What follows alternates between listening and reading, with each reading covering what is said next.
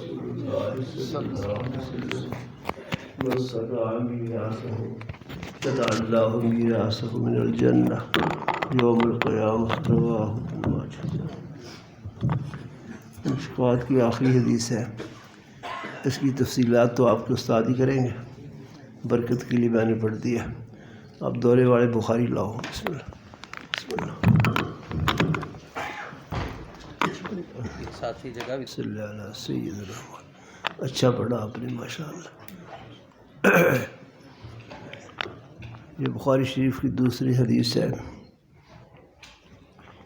اور امام بخاری کے استاد اس میں حضرت عبداللہ بن یوسف ہیں رحمۃ اللہ علیہ۔ یہ عبداللہ بن یوسف مکی ہے، باقی سارے راوی مدنی ہیں۔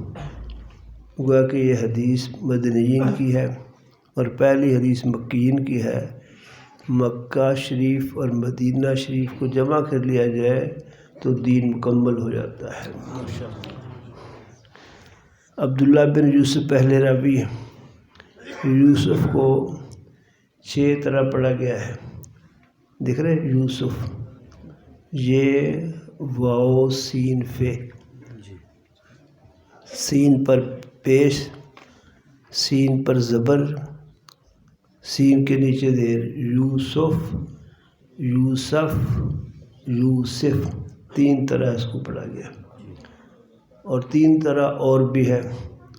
واو کی جگہ حمزہ، یاسف، یاسف، یاسف، یا حمزہ اور سین پر پیش زبر اور زیر، اور طلحہ پوستی بولے، طلحہ کا تخلص پوستی ہے، پتہ آپ کو؟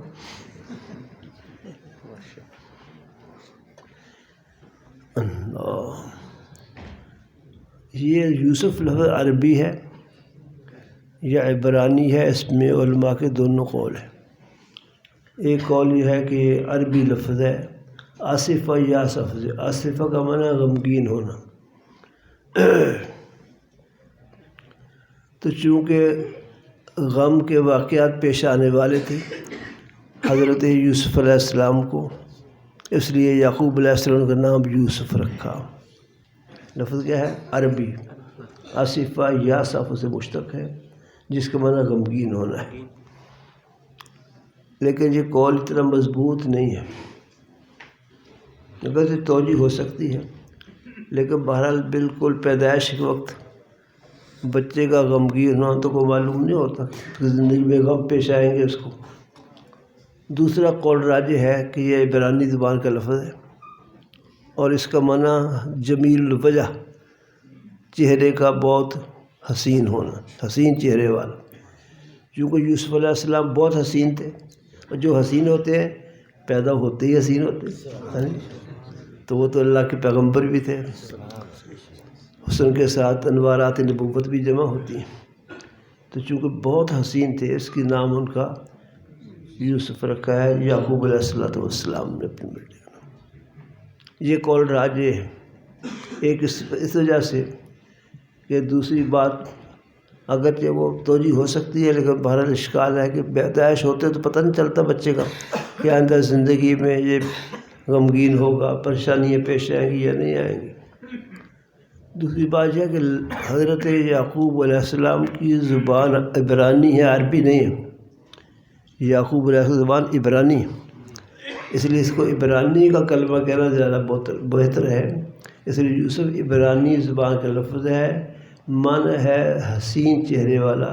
حسین کو حسن بھی کہتے ہیں عربی میں، جیسے آپ کو پتہ ہے ایک بزرگ گزرے سیدنا حسن بصری رحمۃ اللہ علیہ، سلسلہ چشتیہ کے اور سہروردیہ کے اور قادریہ کے بڑے شیخ ہیں۔ سیدنا علی المرتضیٰ رضی اللہ عنہ کے نیچے سیدنا حسن بصری رحمۃ اللہ علیہ۔ یہ فاروق اعظم رضی اللہ عنہ کی خلافت کے زمانے میں پیدا ہوئے، اور بہت خوبصورت تھے جب پیدا ہوئے، اس لیے سیدنا فاروق اعظم نے نام ان کا رکھا حسن۔ کیا رکھا؟ حسن۔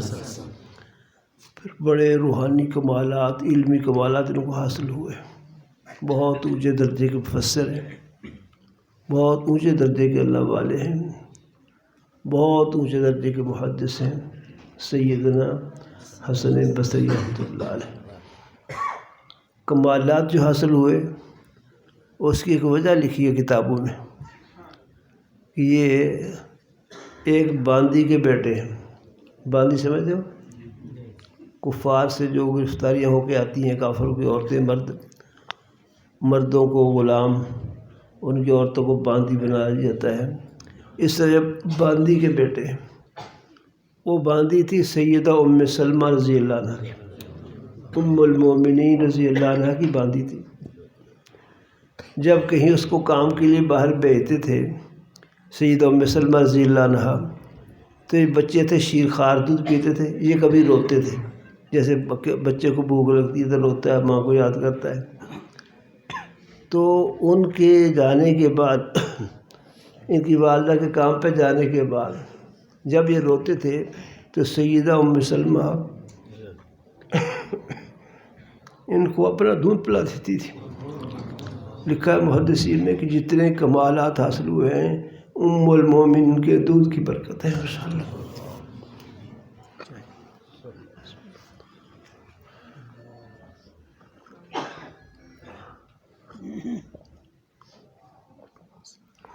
تو بہرحال راج قول یہ ہوا کہ یوسف عبرانی زبان کا لفظ ہے جس کا معنی ہے بہت حسین۔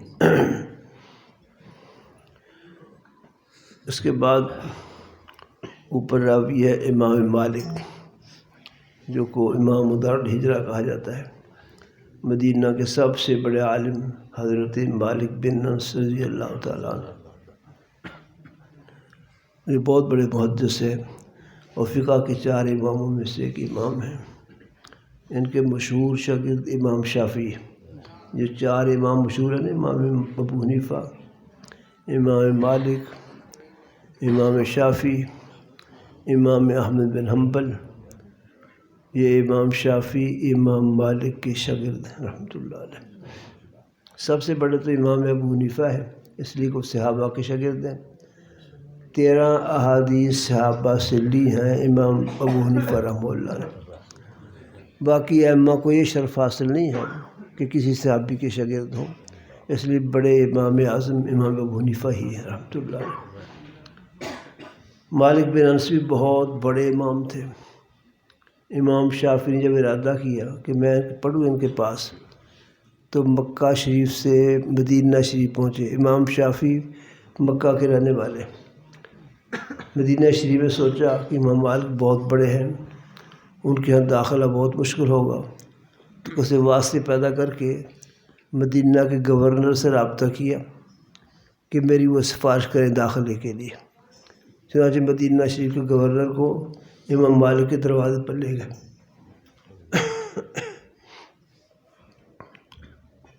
دروازہ کھٹکھٹایا، اندر سے امام مالک کی باندی آئی، بتایا کہ گورنر آئے ہیں۔ حضرت امام مالک نے اندر سے کرسی باہر بھیجی، تو امام شافعی نے گورنر سے کہا کہ آپ اس پہ بیٹھیں۔ اس نے کہا حضرت نہیں، یہ میرا مقام نہیں ہے، یہاں امام مالک ہی آ کے بیٹھیں گے۔ چنانچہ امام مالک آ کے بیٹھے اس پر۔ پوچھا کیسے آئے ہو؟ امام شافعی نے کہا داخلے کے لیے میں نے آپ سے حدیث پڑھنی، فقہ پڑھنی۔ امام مالک ناراض ہوئے کہ دین پڑھنے کے لیے داخلہ اور گورنروں کی سفارش، اس کی کیا ضرورت تھی؟ چنانچہ داخل کر لیا ویسے اور پڑھنا شروع کر دیا۔ ایک عرصہ تک پڑھ کے فارغ ہوئے تو یہاں سے عراق چلے گئے امام شافعی۔ عراق میں امام ابو حنیفہ کے 2 بڑے شاگرد، امام ابو یوسف اور امام محمد بن حسن شیبانی رہتے تھے۔ وہاں لوگوں کی نمازوں میں اعتراض سمجھ آئے تو کہا بھی تمہارا یہ کام غلط، تمہارا یہ کام غلط۔ کسی نے امام ابو یوسف کو کہا کہ نوجوان آیا ہے اور جو ہماری غلطیاں نکالتا رہتا ہے، پھر میں کچھ سوالات دیتا ہوں، اس کے جوابات اگر صحیح دیے تو سمجھ لینا بہت بڑا عالم ہے. جواب سوالات دیے، لوگوں نے سوال پوچھے، امام شافعی نے ان کے جوابات دیے. ابو یوسف سن کر بہت متاثر ہوئے کہ یہ نوجوان بہت بڑا عالم، صحیح عالم ہے. پھر وہ انہوں نے ابو یوسف امام محمد کی شاگردی اختیار کی. تو امام شافعی نے وہاں پڑھنے کے بعد پھر واپسی کی. ابھی مدینہ شریف نہیں پہنچے تھے، راستے میں تھے. ایک قافلہ مدینہ سے آ رہا تھا. وہ قافلہ رکا اپنے کھانے پینے کے لیے، اونٹ وغیرہ سواریاں کھڑی کر دیں. کھانے کے لیے بیٹھے تھے. امام شافعی کو دیکھا کہ مسافر ہیں، انہوں نے کہا ابھی آؤ آپ بھی کھانا کھائیں. امام شافعی فوراً کھانے میں شریک ہو گئے. تو کسی نے پوچھ بھی لیا کہ حضرت آپ اتنی جلدی کھانے میں شریک کیوں ہو گئے؟ نہ، کھانے میں شریک ہو گئے. تو وہ کہنے لگے کھانے کے بعد، یوں لگتا ہے آپ سید ہیں، قریشی ہیں.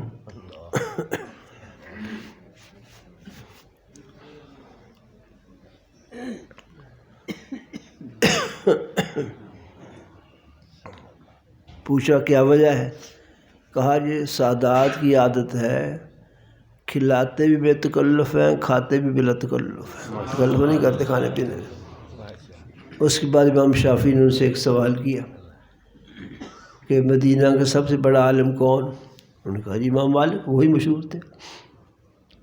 کہا ان کے حالات کیسے ہیں؟ انہوں نے کہا جی اجمالی بتائیں کہ تفصیلی؟ کہا اجمالی بتا دو.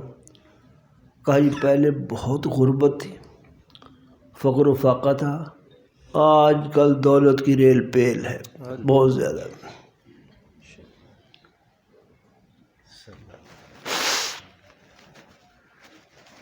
امام شافعی نے کہا پھر مجھے مدینہ جانا ہے. بعض اوقات فقر و فاقہ میں تو اللہ کو لوگ یاد رکھتے ہیں، دولت کے آنے کے بعد دماغ خراب ہو جاتے ہیں، اور طرح کا مسئلہ ہو جاتا ہے.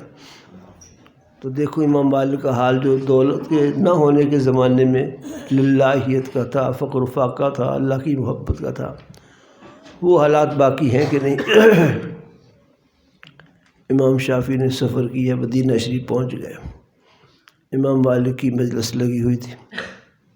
طریقہ یہ تھا کوئی سوال کرتا تھا مجمع میں سے، امام مالک کے شاگرد جو علماء تھے اس کا جواب دیتے تھے. امام شافعی اس مجمع میں بیٹھ گئے. امام مالک نے ان کو پہچانا نہیں، ویسے مجمع تھا. تو ایک بابا اس نے سوال کیا، امام مالک کے شاگرد نے جواب دیا. امام شافعی نے اس بابے کو سمجھا دیا کہ کہہ دو جواب غلط ہے. خود نہیں کہا، اس بابا جی کو تیار کر دیا. اس نے کہہ دیا جواب غلط ہے. اچھا، امام مالک نے کھڑے ہو کر اس کا صحیح جواب دیا، کہا کہ واقعی بابا جی نے ٹھیک کہا ہے، یہ جواب صحیح نہ تھا. پھر سوال کیا کسی نے، پھر امام مالک کی شاگرد نے اس کا جواب دیا. امام شافعی نے پھر بابے کو تیار کر دیا، کہہ دے جواب غلط ہے. اس نے پھر کہہ دیا جواب غلط ہے. امام 2-3 دفعہ جب ایسا ہوا، امام مالک کو شکر میں کبھی ایسا نہیں ہوا. یہ بابا کبھی بولتا نہیں تھا، آج یہ چپ ہی نہیں ہوتا، کوئی بات ہے اس کے پیچھے. چنانچہ انہوں نے پوچھا کہ کیا بات ہے، حقیقت بتاؤ. انہوں نے بتایا یہ جوان مجھے سکھاتے ہیں. امام شافعی جو آئے ہوئے تھے، امام شافعی کو کھڑا کر لیا کہ آپ جواب دیں. پہچانا نہیں امام مالک نے کہ میرے شاگرد رہے ہیں. امام مالک نے ان کو پہچانا نہیں. امام شافعی سے سوالات کیے، امام شافعی نے فر جواب دیے، بہت اچھے. امام مالک بہت متاثر ہوئے. چنانچہ امام شافعی نے پھر وہاں داخلہ لیا، پھر پڑھنا شروع کر دیا. ایک عرصہ تک امام مالک کے پاس فقہ اور حدیث پڑھی. کس نے؟ جب فارغ ہوئے تو اس کو روانہ کیا.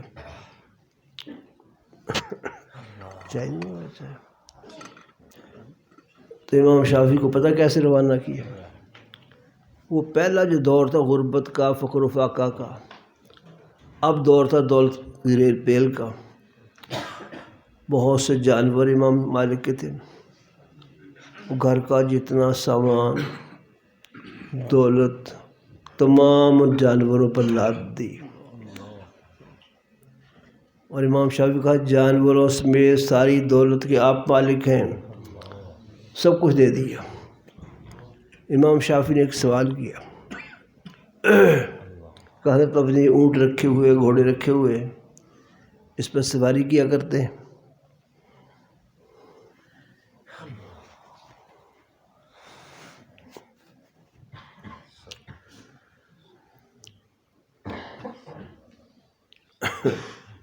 امام مالک نے کہا جس جگہ پر حضور کے پاؤں لگے ہو مالک وہاں سواری نہیں کر سکتا۔ میں نے مدینہ میں کبھی کسی سواری کو اختیار نہیں کیا۔ مالک بہت مدینہ شریف کو احترام کرتے تھے۔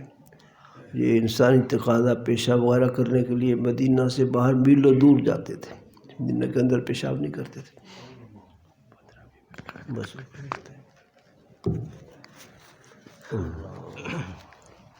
بہر امام شافعی رحمۃ اللہ علیہ کو ساری دولت، سارے سامان سمیت، جانوروں سمیت سب کچھ ہدیہ کر دیا اور مکہ شریف روانہ کر دیا۔ مکہ پہنچ گئے ساری دولتیں سمیٹ کر۔ اللہ اکبر۔ امام شافعی کی والدہ بہت خوش ہوئی۔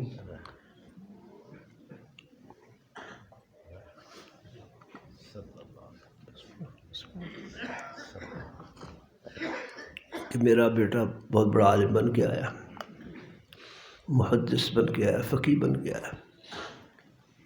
ہوا یہ کہ وہ جتنی دولتیں، سامان، جانور لائے تھے، شام تک امام شافعی کی والدہ نے سب غریبوں میں تقسیم کر دی۔ ماشاء اللہ۔